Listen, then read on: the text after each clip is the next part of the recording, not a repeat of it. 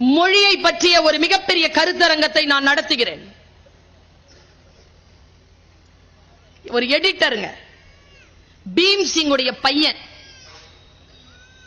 அவரை கூப்பிடுற, லெனின் அவர் பேரு, பி லெனின், கூப்பிடுற, காலேஜ்ல பேசுங்கயான்னு பேசுறாருங்க. ரொம்ப எளிமையா பேசிட்டு வெளியேறிட்டாரு. இங்க எப்படி நீங்க புத்தகங்கள் கொடுக்கறீங்களோ நாங்க அங்க பழக்கூடைய கொடுத்தோம். பழக்கூட வாங்காம போயிட்டார். நான் ஓடுறேன், ஐயா நீங்க பழக்கூட எடுக்காம போயிட்டீங்க, கொஞ்சம் இருங்க நான் எடுத்துட்டு வந்துறேன்னு. நீ ஏன் பர்வீன் வர, நானே வரேன்னு ஜோல்ரா பையனை வச்சுக்கிட்டு டக்கு டக்கு டக்குன்னு நடந்து வந்தார் மனுஷன். இவ்வளவுதான் இருப்பார். வந்து உட்கார்ந்துட்டு என்னுடைய கல்லூரியில நான் உட்கார்ற சேர்க்கு முன்னால உட்கார்ந்துட்டார். ஒரு டீ சொல்லு பர்வீன். அடடா இவ்வளவு பெரிய ஜாம்பவான் டீ சொல்லுங்கிறாரு.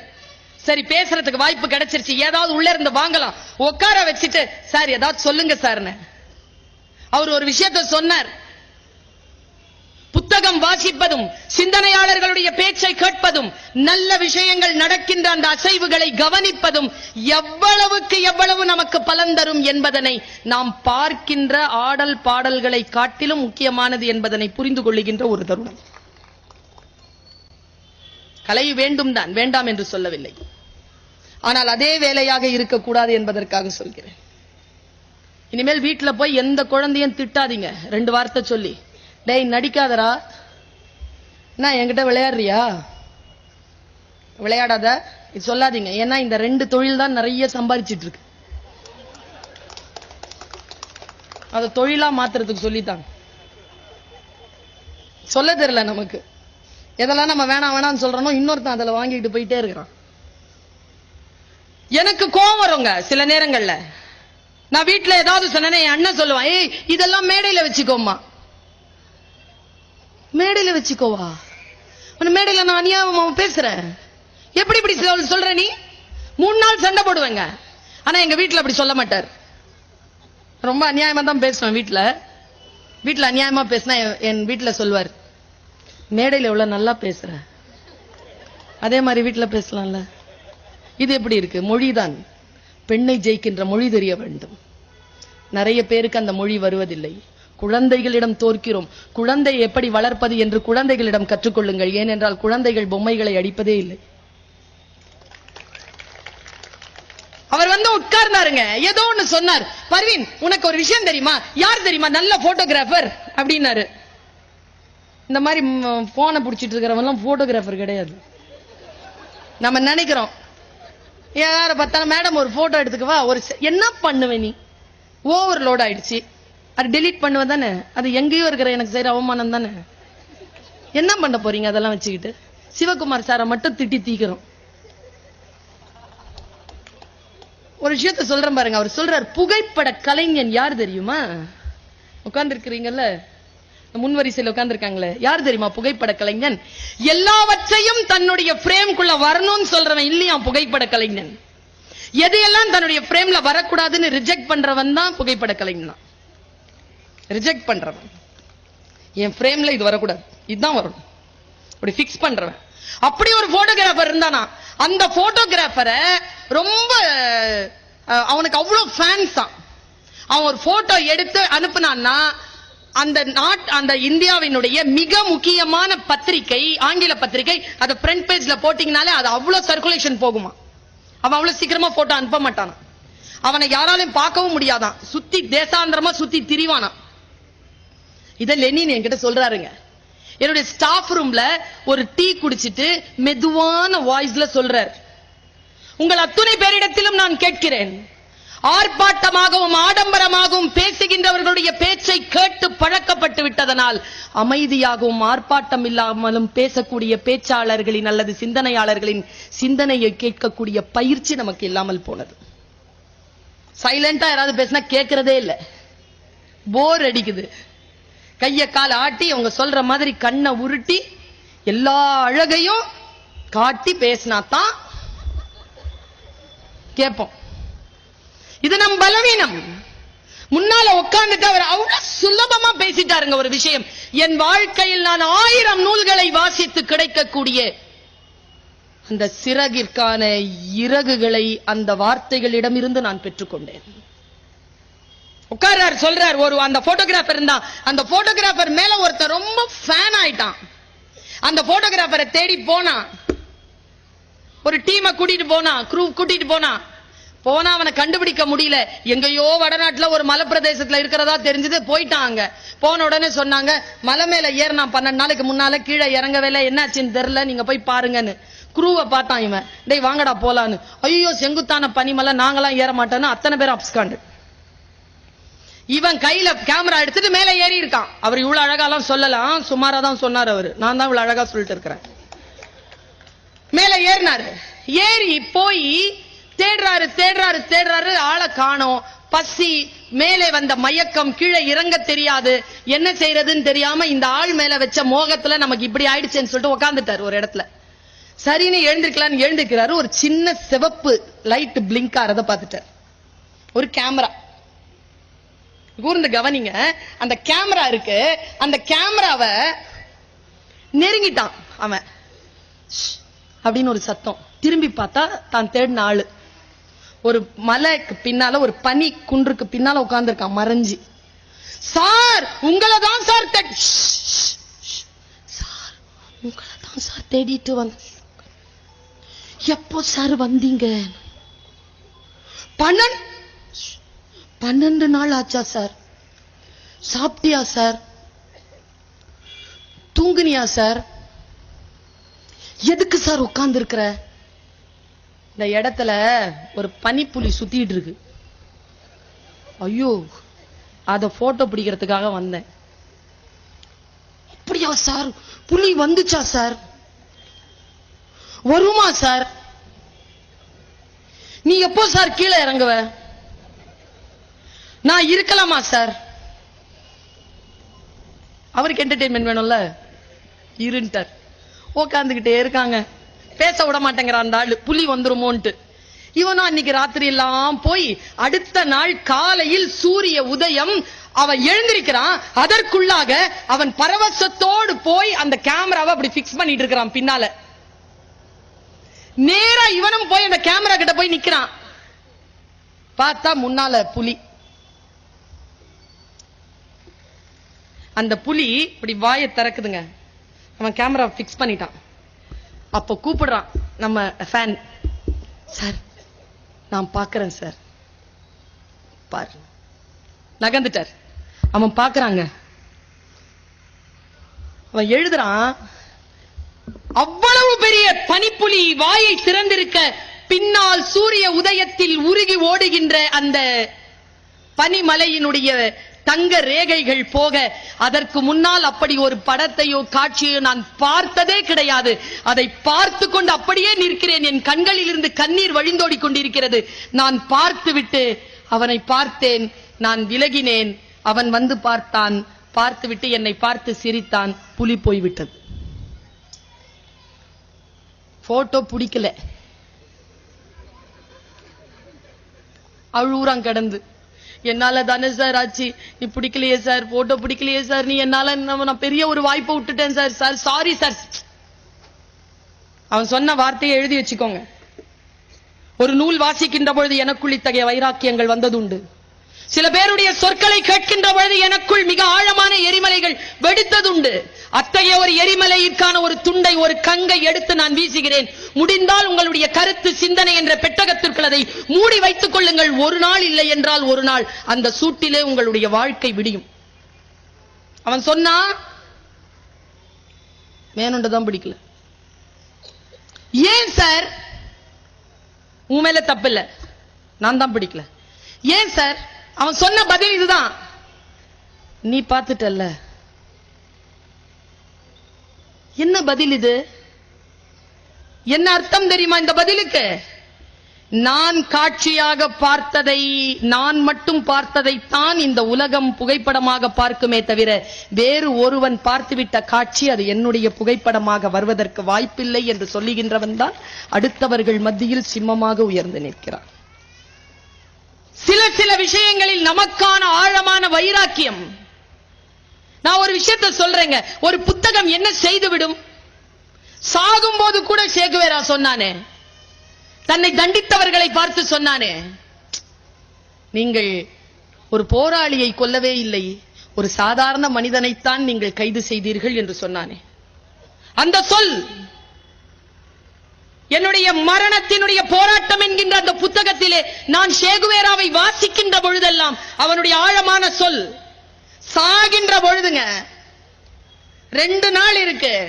சாக்ரட்டிஸ் சொன்னான், எனக்கு இந்த மௌத்தார்கனை வாசிக்க கற்றுக் கொடுப்பாயா நண்பனே என்று பக்கத்தில் இருக்கக்கூடிய கைதியிடம் கேட்டான். கைதி சொன்னான், இந்த ஆர்கனை வாசித்து, இந்த இசைக்கருவியை வாசித்து நீ என்ன செய்ய போகிறாய்? இன்னும் 2 நாளில் சாக போகிறாய். செத்தால் என்ன, நான் சாகும் போது இந்த இசைக்கருவியை வாசிக்க தெரியும் என்கின்ற எண்ணம் போதாதா? கல்விக்கான ஆழத்தை எனக்கு சாக்ரட்டிஸ் சொல்லுகிறான். வார்த்தைகளில் இருக்கக்கூடிய மந்திரத்தை, சூட்சுமத்தை நான் புரிந்து கொள்கிறேன்.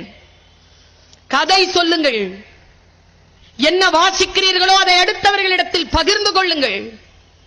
குழந்தைகளுக்கு கதை சொல்றவங்க காணுங்க. பாட்டிங்கெல்லாம் ஒரு காலத்துல கதை சொல்லுவீங்க, அப்படிதானேம்மா? இப்பவும் சொல்றீங்களா? நம்ப முடியவில்லை. இல்லை இல்லை, எங்க இருக்குது பாட்டி? முதல்ல எனக்கு அதை சொல்லுங்க. எல்லாம் ஆன்டிஸ். ஒன்னே ஒண்ணு தெரியுது கண்ணுக்கு, எல்லாம் aunties. Don't call me Bhatia, call me anti. அந்த பொசிஷனே போயிடுச்சு இன்னைக்கு. எங்க சென்னையில எல்லாம் குருவி வர்றது இல்லைங்க. நான் பல தடவை இதை சொல்லி இருக்கிறேன். முற்றங்களும் முதியவர்களும் இல்லாத வீடுகளுக்கு குருவிகள் வராது. இல்ல, முதியவர்கள் வீடுகளில் இல்லை, இருந்தாலும் சீரியல் பார்த்துக் கொண்டிருக்கிறார்கள். அவர்களுக்கு காட்சி தேவைப்படுகிறது, கதைகள் தேவைப்படுகின்றன. அவர்களிடமிருந்து கதை கேட்டோம் நாம். இன்றைக்கு அவர்கள் பார்த்துக் கொண்டிருக்கிறார்கள். ஒரு பாட்டி உட்கார்ந்து டிவி பார்த்துட்டே இருந்துச்சு. வீட்டுல புகுந்து எல்லாரும் திருடிட்டு போயிட்டான். ஒரு திருட எல்லாம் திருடிட்டான். பாட்டி சீரியல் பார்த்துட்டே இருக்குது. எல்லாத்தையும் திருடின பாட்டி அந்த திருடன் பாட்டிய பார்த்தான். பாட்டி இன்வால்மெண்டா டிவி பார்த்துட்டு, டிவியை பார்த்தான் எல்இடி டிவி, சூப்பர் டிவி, தூக்கிட்டான். பாட்டி சொல்லுது, டிவியை திருடுற மாதிரிலாம் டிவில வருது பாரு. அவ்வளோ இன்வால்மெண்ட். நோ பாட்டிஸ். கதைகள் வீடுகள்ல கதை சொல்லுங்க. அமெரிக்காவை தோண்டினால் அறிவியலும் ஆழமான விஷயங்களும் கிடைக்கும். போய் அந்த அரேபிய மண்ணை தோண்டினால் எண்ணெய் கிடைக்கும். இலங்கை மண்ணை தோண்டினால் என்ன கிடைக்கும் என்று எல்லோருக்கும் தெரியும். தமிழகத்தை தோண்டினால் கதைகள் கிடைக்கும். கதைகள் நிறைந்த பூமி இந்த பூமி. ஆனால் கதைகள் சொல்லுவதற்குத்தான் நம்மில் யாரும் இல்லை. என் பாட்டி கதை சொல்லுவாள், என் அம்மா எனக்கு கதை சொல்லுவாள். ஒவ்வொரு நாளும் எனக்கு கதை சொல்லி இருக்கிறாள் என் அம்மா. கதை கேட்காத பிள்ளைகள் இல்லை வீடுகளில். கதை அவர்கள் கேட்கும், ஆனால் சொல்லுவதற்கு தான் நம்மிடத்தில் கதைகள் இல்லை. நான் யோசிச்சு பாக்குறேங்க. இதற்காகவே பவா செல்லதுரைன்ற ஒருத்தர் கூட்டிட்டு வந்தாங்க. நான் திருவண்ணாமலையில இருந்து காலேஜ்ல கூட்டிட்டு வந்து, அண்ணா கதை சொல்லுங்க, எல்லார்கிட்டையும் கதை சொல்லுங்க, கதைனா என்னன்னு தெரியட்டும். ஏனென்றால் கதைகள், அவங்க சொன்னாங்க இல்லையா, வாசிப்பு நம்முடைய மனதை நெகிழ்வுத்தன்மைக்கு உட்படுத்துகின்றன.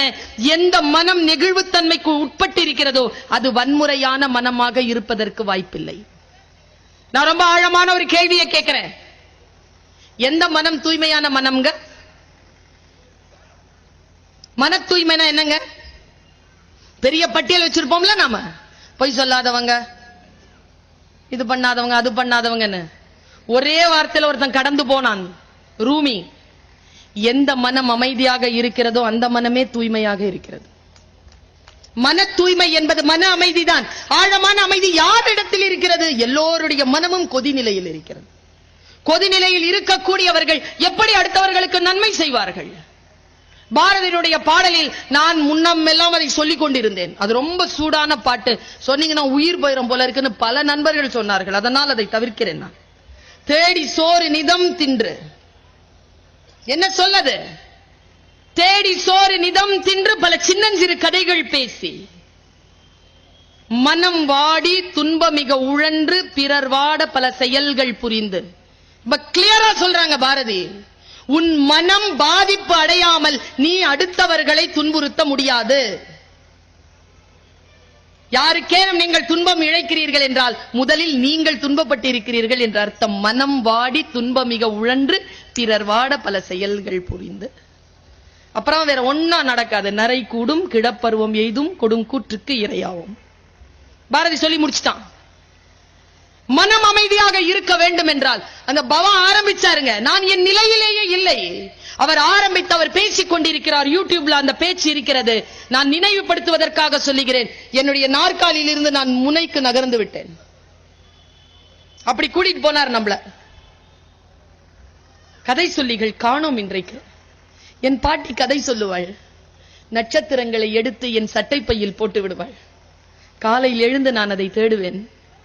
பாட்டி சொல்லுவாள், நிலா எடுத்துக்கொண்டு சென்று விட்டது, நிலா வரட்டும், மறுபடியும் அதனிடத்தில் இருந்து வாங்கி தருகிறேன். சொல்லிய காலங்கள் எனக்குள்ளாக விரிந்தபடி இருக்கின்றன. அவர் கதை சொன்னாருங்க. என்ன வார்த்தை பாருங்க. நான் இதை விதைக்கிறேன், முடிந்தால் உங்கள் இல்லங்களுக்கு இந்த வார்த்தையை எடுத்து செல்லுங்கள். பவா சொன்னார், என் பாட்டி கிழிந்த பாயில் என்னை படுக்க போட்டுக்கொண்டு, கிழிந்த பாயில் என்னை படுக்க போட்டுக்கொண்டு பறக்கும் கம்பளங்களை பற்றி கதை சொல்லுவாள். என் அம்மாவின் என் பாட்டியின் கதைகளில் ஒரு நாளும் கிழிந்த பாய்கள் வந்ததே இல்லை. என் அம்மாவும் எனக்கு கிழிந்த பாயில தாங்க படுக்க போட்டா. ஆனால் பறக்கும் கம்பளங்களில் தான் என்னை எனக்கு பறக்க சொல்லி தந்தாள். நான் பலமுறை சொல்லி இருக்கிறேன். சுல்தானா, இதோ சந்திரசேகர் அண்ணா அதற்கு சாட்சி. 1997ஆம் ஆண்டு நானும் அவரும் அந்த குழுவும் மலேசியா செல்வதற்காக திட்டமிட்டிருக்கிறோம். என் வாழ்க்கையின் முதல் பயணம். சிறிய பெண் நான். என் அம்மா என் கரம் பிடித்து என்ன சொன்னாருன்னு தெரியுமா? சுல்தானா, மலேசியா போறியே, அங்க கடல் இருக்குமா? தெரியாதுமா. கடல் இருந்தா கால் நனைச்சிரு. ஏமா? உன் கால் தொட்ட தண்ணி உலகமெல்லாம் சுத்தோண்டா.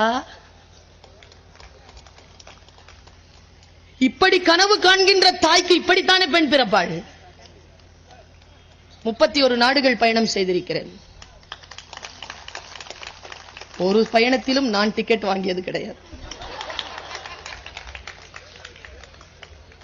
யோசித்து பார்த்தால் உலகம் உங்கள் காலடிக்கு வரும். நல்ல சொற்களை கேட்க வேண்டுமே, நல்ல சொற்கள் நம் வாயில் வர வேண்டுமே. அறம் சார்ந்த அகநிலை அட்டில் என்று பட்டினத்து பாலையில் உருத்திரங்கண்ணனார் சொல்லுவார். சமையல் அறையில் கூட அகம் சார்ந்த சொற்களை பேசிய பெண்கள் நிறைந்த நாடு தமிழ்நாடு. யோசித்து பார்க்கிறேன் நான். பவா சொல்லிக்கொண்டே போனார். என் தாயின் கதைகளில் திருடர்கள் வருவார்கள். என் தாயின் கதைகளில் திருடர்கள் வந்தார்கள். 100 திருடர்களாவது வந்திருப்பார்கள். ஆனால் அவர்களில் ஒருவன் கூட கெட்டவன் கிடையாது. என்ன சொல்லுங்க இதெல்லாம்? திருடர்களை கூட கொல்லணும் வெட்டணும்னு சொல்லித்தர மாட்டாங்க. நாம அவர்களை கூட மடைமாற்றம் செய்யக்கூடிய வார்த்தைகளுக்கு சொந்தக்காரர்கள் தான் தமிழ் மரபு அறிந்தவர்கள். தமிழ் மரபு எந்த மதம் சார்ந்ததும் கிடையாது என்பதனை மனதில் எழுதி வைத்துக் கொள்ளுங்கள். அது எல்லா மதங்களையும் உள்ளடக்கிய வெள்ளை மதம். அது மிக ஆழமாக எல்லாவற்றையும் உள்வாங்கிக் கொண்டும் இன்னும் இன்னும் என்று இருக்கக்கூடிய அக்ஷய பாத்திரம் தமிழ். அந்த தமிழிலே அவர் ஒரு கதை சொன்னார். ஒருவேளை நான் சொல்லுகின்ற கதைகள் இன்றைக்கு உங்களுடைய இரவு தூக்கத்தை திருடலாம். உங்கள் வாழ்க்கையில் இதுவரைக்கும் நீங்கள் இருந்த நிலையிலிருந்து ஒரு கணம் நெகிழ்வுத்தன்மைக்குட்பட்டு நீங்கள் மகிழ்வுக்குரிய ஒரு மனிதனாக மாறுவதற்கு வாய்ப்பு உண்டு. அதுதானே சொல் செய்ய வேண்டும், அதுதானே இலக்கியம் செய்ய வேண்டும். உங்களுக்கு ஒரு மனிதரை நான் அறிமுகம் செய்கிறேன். வாசிப்பாளர்களுக்கு அது தெரியும். தெரியாதவர்களுக்கு நினைவு சொல்லித் தருகிறேன், தெரிந்தவர்களுக்கு நினைவுபடுத்துகிறேன். வைக்கம் முகமது பஷீர் என்கின்ற ஒருவர் தென்னிந்தியாவின் எழுத்தாளர்களில் முன்னத்தி வேர் பிடித்த முதன்மையான எழுத்தாளர் வைக்கம் முகமது பஷீர். என் தாத்தாவிடம் ஒரு யானை இருந்தது என்கின்ற அவருடைய ஒரு நூலை வாசித்து வாசித்து நான் கலங்கி போயிருக்கிறேன். வைக்கம் முகமது பஷீர் எழுதிய சுய வாழ்க்கை அனுபவத்தை, கதையை பவா சொன்னார். அந்த கதையை கேட்பதற்கு முன் என் மனநிலை வேறு, அந்த கதையை கேட்டதற்கு பின் என் மனநிலை வேறு. இதுவரைக்கும் வேறாகவே இருக்கிறது. அது குலைந்து போகாமல் அமைதியான சூழ்நிலையில் இருப்பதற்கான அத்தனை முயற்சிகளிலும் நான் இருக்கிறேன். யோக பயிற்சி என்பது வேறு எதுவும் இல்லை, நம் மனதை ஒரு நிலையிலே வைத்திருப்பதுதான். ஒருவன் கேட்டான், நான் யோகா செய்தால் குருவே நான் மகிழ்ச்சியாக இருப்பேனா? நீ யோகா செய்தால் உன்னை சுற்றி இருக்கின்றவர்கள் மகிழ்ச்சியாக இருப்பார்கள் என்றார் குரு. அதுதான் ரகசியமே. எல்லாரும் கல்யாணம் பண்ணிட்டு எதுக்கு மலைக்கு போறாங்க? மலை தனிமையாக இருக்கிறது, மலை அமைதியாக இருக்கிறது, மலை குளிர்ச்சியாக இருக்கிறது. நாமும் இந்த 3 தன்மைகளுடன் இருந்தால் எல்லோரும் நம்மை நாடி வருவார்கள். இவ்வளவுதான் குறிப்பே, இவ்வளவுதான். அடங்கிய மனமே குரு. கவனம் சிதறுகிறதுன்னு வச்சுக்கோங்களேன், மன அடங்காம இருக்குன்னு அர்த்தம். மேடையில ஒருத்தங்க கீழே இறங்கி வந்து சேர்ல உட்கார்ந்தாங்க. அந்த காட்சியின் மீது கவனம் போனால் நான் சொன்ன ஆழமான கருத்து ஒன்று பறிபோகும்.